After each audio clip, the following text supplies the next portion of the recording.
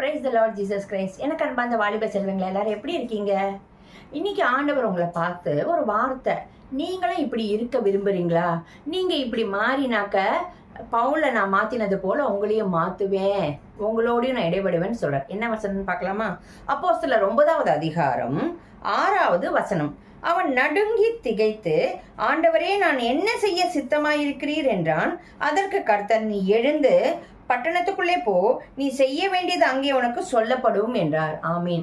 நம்ம எல்லாருக்கும் தெரியும் சவுல் எப்படி ஆண்டவராக இயேசு கிறிஸ்துவோட சீஷர்களை இல்லை இயேசுவை பற்றி யாரெல்லாம் பேசுகிறாங்களோ அவங்க எல்லாரும் துன்புறுத்தி சிறைச்சாலையில் போடும்படியான ஒரு சோல்ஜராக தான் இருந்தார் அந்த இடத்துல. ஆனால் என்றைக்கு ஆண்டவராக இயேசு கிறிஸ்து அவரோட இடைப்பட்டாரோ, அந்த இடைப்படுறச்சே அவன் நடுங்கி அவன் ஃபஸ்ட்டு சொன்ன வார்த்தை என்ன தெரியுமா? நீங்கள் என்ன செய்ய சித்தமாக இருக்கிறீ நான் கேட்குறேன் அப்படின்னா, Lord, what is your will, I will do that அப்படின்னு.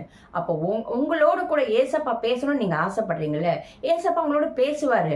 ஆனால் அந்த பேச வச்சு நீங்கள் செய்ய வேண்டியது என்ன தெரியுமா? ஏசப்பா, நான் என்ன செய்யணும்னு நீங்கள் சொல்லுங்க, நான் செய்யறேன்னு. பவுல் அதுக்கப்புறம் நீங்கள் பார்த்தீங்கன்னா ஆண்டவராக இயேசு கிறிஸ்து சொன்னதை மாத்திரம்தான் செஞ்சுக்கிட்டு இருப்பாரு, அவர் வழியை தான் பின்பற்றிருப்பாரு. இன்னைக்கு நீங்கள் ரட்சிக்கப்பட்ட நீங்கள் அநேக அற்புதங்கள் மற்றவங்க மூலியமா நடக்குது, என் மூலியமா நடக்காதுன்னா உங்கள் மூலியமாவும் நடக்கும். அதுக்கு ஒன்று ஒபீடியன்ஸ் மேட்டர்ஸ் இல்லையா?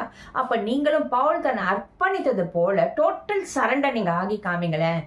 You are the chosen one இல்லையா? ஆண்டவராக இயேசு கிறிஸ்துனால் நீங்கள் வேறு பிரிக்கப்பட்டவர்கள், தெரிந்திருக்கப்பட்ட பிள்ளைகள் நீங்கள். அப்போ நீங்கள் உங்களை அர்ப்பணிக்கழிச்சே பவுலை கொண்டு செஞ்ச தேவன் உங்களையும் கொண்டு செய்ய அவர் காத்துக்கிட்டு இருக்காரு. தேவை ஒன்று டோட்டல் சரண்டர். நீங்கள் சொல்லுங்க, ஏசப்பா உங்க சித்தம் என்ன, நான் அதை செய்யறதுக்கு காத்துட்டு இருக்கேன், என்னையும் எடுத்து பிரயோஜனப்படுத்துங்க. நிச்சயமா God will use you almightily. Amen. God bless you.